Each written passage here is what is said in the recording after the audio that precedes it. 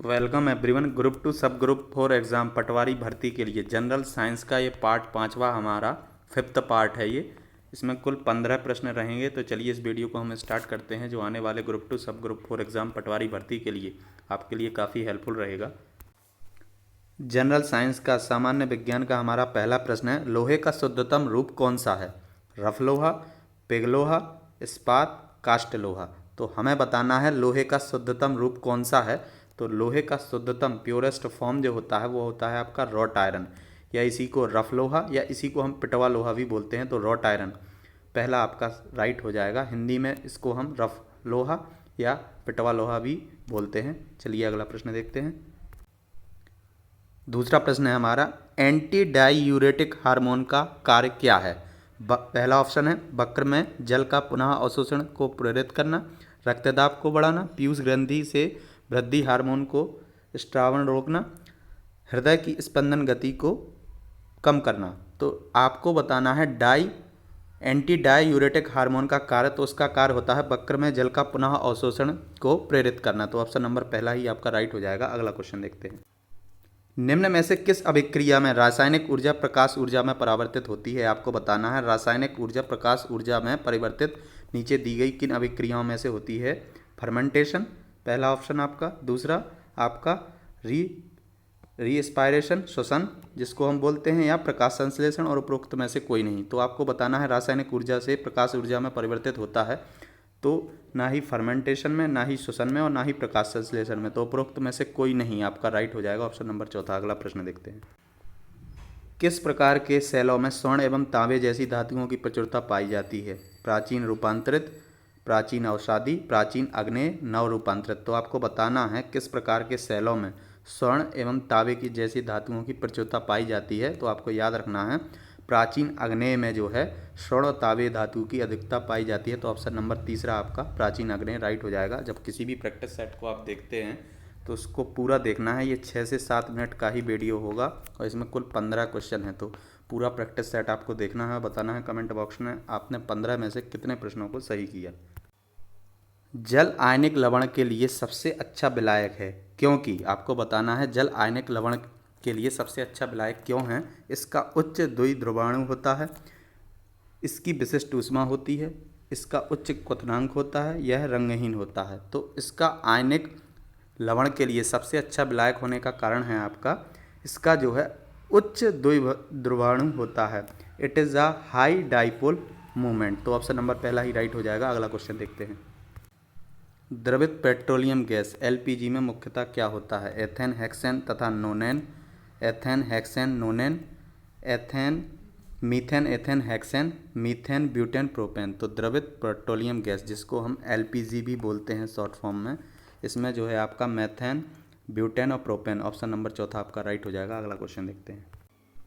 18 carat स्वर्ण में शुद्ध सोने का कितना प्रतिशत होता है? आपको बताना है 18 कैरेट स्वर्ण में कितना शुद्ध सोना होता है, कितने प्रतिशत होता है। आपको बताना है 100%, 60%, 75%, 80%। तो 75% क्या होता है आपका 18 कैरेट स्वर्ण में शुद्ध सोने का प्रतिशत होता है। तो ऑप्शन नंबर तीसरा आपका राइट हो जाएगा। अगला क्वेश्चन देखते हैं। प्रतिजैविक औषधियों का उपयोग किससे बचने के लिए किया जाता है? कर्क रोग, तंत्रिका विकार, जीवाणु जनित रोग, मलेरिया। तो आपको बताना है एंटीबायोटिक्स जो होता है ड्रग, उसको हम किस लिए यूज़ करते हैं? तो जो बैक्टीरियल डिजीज़ होते हैं, जीवाणु जनित रोग, उनसे बचने के लिए हम जो है क्या करते हैं? एंटीबायोटिक्स का उपयोग करते हैं। तो ऑप्शन नंबर थर्ड आपका बैक्टीरियल डिजीज़, जीवाणु जनित रोग आपका राइट हो जाएगा। अगला क्वेश्चन देखते हैं। आगे बढ़ने से पहले कुछ और इम्पोर्टेंट जानकारी मैं आपको दे दूं। ये जो चैनल है हमारा एग्ज़ाम रेडियस, इस पर जीके, जीएस, सामान्य प्रबंधन, कंप्यूटर और मैथमेटिक्स के भी वीडियो बनाए जाते हैं। तो आप पटवारी भर्ती के लिए इस चैनल पर प्लेलिस्ट बना दिया गया है। तो आप प्लेलिस्ट पर क्लिक करेंगे तो यहाँ पर जीके, जीएस, सामान्य प्रबंधन के आप प्रैक्टिस सेट दे सकते हैं। ऐसे ही ओल्ड क्वेश्चन पेपर पर आधारित प्रैक्टिस सेट हैं हमारे, और इसमें प्रैक्टिस सेट भी बनाता हूँ इसी चैनल पर मैं, जिसमें जीके, मैथ, जीएस, रीजनिंग और कंप्यूटर रहता है।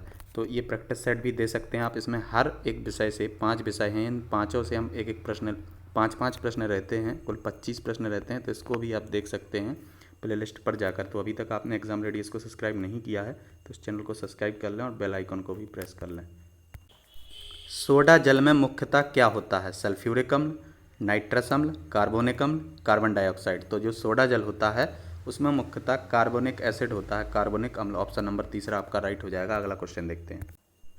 जल की स्थायी कठोरता को हटाने के लिए क्या मिलाया जाता है? चूना, फिटकरी, सोडियम कार्बोनेट, पोटेशियम परमंगनेट। तो जल की स्थायी कठोरता को हटाने के लिए हम सोडियम कार्बोनेट का जो क्या करते हैं, जल में मिलाते हैं तो स्थायी कठोरता को हम हटा सकते हैं। तो ऑप्शन नंबर तीसरा सोडियम कार्बोनेट आपका राइट हो जाएगा। अगला क्वेश्चन देखते हैं। निम्न में से किसे एक स्नेहक के रूप में भी उपयोग किया जाता है? आयरन ऑक्साइड, ग्रेफाइट, सिलिका, हीरा। तो जो आपका स्नेहक के रूप में उपयोग किया जाता है वो किया जाता है ग्रेफाइट। और किस प्रकार के स्नेहक के रूप में किया जाता है उपयोग? तो जो आपका ठोस स्नेहक होता है, सॉलिड लुब्रिकेशन, उसके लिए जो है ग्रेफाइट का हम उपयोग करते हैं। तो ऑप्शन नंबर दूसरा ग्रेफाइट आपका राइट हो जाएगा। अगला क्वेश्चन देखते हैं।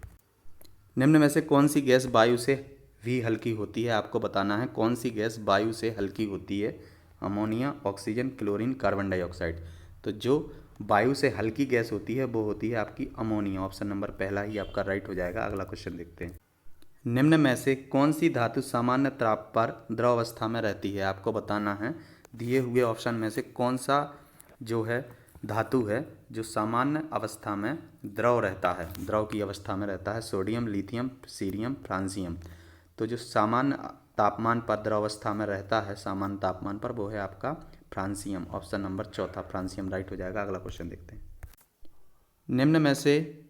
निम्न में वे कौन विद्युत का सबसे अच्छा सुचालक है? आपको बताना है निम्न में से कौन जो है विद्युत का सबसे अच्छा सुचालक है। जस्ता, तांबा, स्वर्ण, चांदी। तो जो सबसे अच्छा आपका कंडक्टर होता है वो होता है आपका चांदी, सिल्वर। ऑप्शन नंबर चौथा राइट हो जाएगा। ये बहुत आसान क्वेश्चन है। आपको प्रिपरेशन ऐसे करना है तो ये जीरो से हाई लेवल का जो है आप सवाल गलत ना करें, सही करें। और ऐसे क्वेश्चन को बिल्कुल गलत नहीं करना है। अगला क्वेश्चन देखते हैं।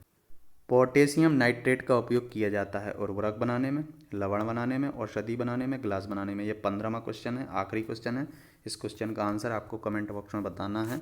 यदि किसी क्वेश्चन से रिलेटेड आपका कोई डाउट है तो वह भी आप क्वेश्चन में बता सकते हैं, मैं निश्चित ही उसका रिप्लाई कर दूंगा।